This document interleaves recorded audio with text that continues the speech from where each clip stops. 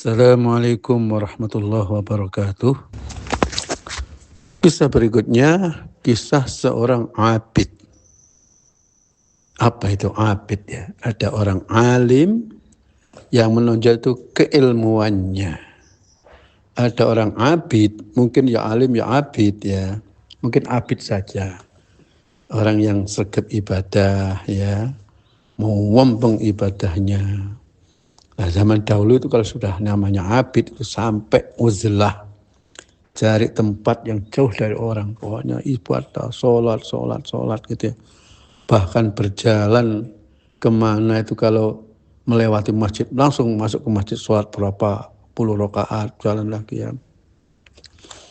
Ya abid itu ya tidak selalu bentuk ibadah sholat saja ya, ya sedekah ya apa, pokoknya hidup ini dipenuhi dengan ibadah, itu abid ya. Seorang abid membangun gubuk di hutan, tapi dekat juga dengan jalan gitu loh ya. Ya. Dia di situ sholat, zikir, baca Quran apa gitu ya.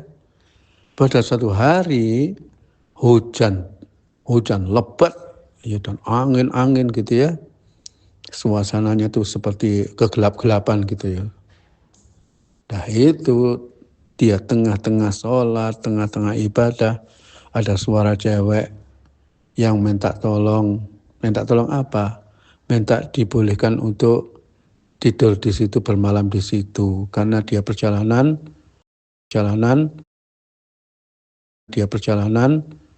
ya, dan tidak tahan untuk berjalan di hujan-hujan ya. Akhirnya dipersilahkan ya. Oh ya, mari silakan di situ ya. Nah, tempatnya kan kecil gitu ya. Ya, dia katakanlah tiduran dekat abid, jadi yang sholat terus itu ya. Ternyata akhirnya abid itu nggak tahan karena ceweknya tuh anak cantik. Ya Allah, ini kesempatannya nggak ada orang ya, nggak ada siapa-siapa. Saya bisa sepuas-puasnya dengan dia semalam ini gitu ya. Gitu. Tapi dia teringat, Masya Allah, ini kalau ini saya lakukan ini maksiat besar ini ya. Apa artinya selama ini saya ibadah kalau kemudian tidak kuat saya ada seperti ini. Akhirnya dia menyalakan lampu atau lilin lah gitu ya. Terus tangannya itu dibakar, jarinya dibakar dengan lilin. Aduh, gak kuat ya. Dia mengatakan api dunia saja tidak kuat, bagaimana dengan api neraka? Akhirnya hatinya tenang, ibadah lagi. Terus tiba-tiba mungkin dibisiki setan ya. Terus hatinya itu, Allah itu maha pengampun ya. Jangankan dosanya sekali, dosa orang berkali-kali kalau taubat ya hilang dosanya. Terus akhirnya, terus nyalakan lilin tadi, tangannya dibakar gitu ya. Terus begitu ya, sampai pagi hari jarinya itu sudah seperti sate gitu ya. Tapi alhamdulillah perempuan itu sudah pamit pulang. Dia sujud syukur karena diselamatkan oleh Allah Subhanahu wa taala dari ujian seperti itu ya. Mudah-mudahan kita dan anak turun kita semuanya diberi hati yang suci, yang kuat mengendalikan diri daripada maksiat. Dan siapapun yang sudah pernah maksiat ya, ini ada seorang dokter di sini yang mengatakan wali Allah itu tidak harus yang namanya macam-macam keramat itu. Wali Allah itu adalah inna awliya Allahi la khaufun alaihim wa lahum yahzanun. Wali Allah itu tidak akan mengalami takut dan apa ya.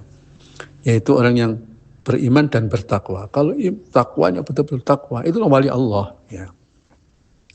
Terus apakah wali Allah itu mesti dari kecil baik terus nggak pernah berdosa? Enggak, ya bisa-bisa saja wali Allah itu pernah punya riwayat yang melakukan dosa-dosa tingkat besar mungkin ya. Nah, di dalam surat Ali Imran ya uiddat lil muttaqin ya wasari'u ila maghfiratin min rabbikum dan seterusnya ya. Uiddat lil muttaqin disiapkan bagi orang yang bertakwa. Terus ciri-ciri orang yang bertakwa itu di belakang itu adalah wa idza fa'alu fahishatan aw dzalamu anfusahum zakarullah fastaghfiru lidzunubihim. Bila mereka tercebur melakukan dosa, fahisyah itu dosa tingkat tinggi seperti zina ya. Zakarullah langsung ingat dan menangis-nangis ya, bertobat kepada Allah. Itu adalah ciri-ciri orang yang bertakwa. Sedangkan bertakwa itu ala inna awliya Allah la khaufun alaihim wa lahum yahzanun ya. Kekasih Allah itu orang-orang yang beriman dan bertakwa ya. Ya, mudah-mudahan sisa hidup kita ini kita arahkan ke bagaimana kita menjadi orang yang betul-betul bertakwa ya. Kuat menghadapi godaan setan ya. Assalamualaikum warahmatullahi wabarakatuh.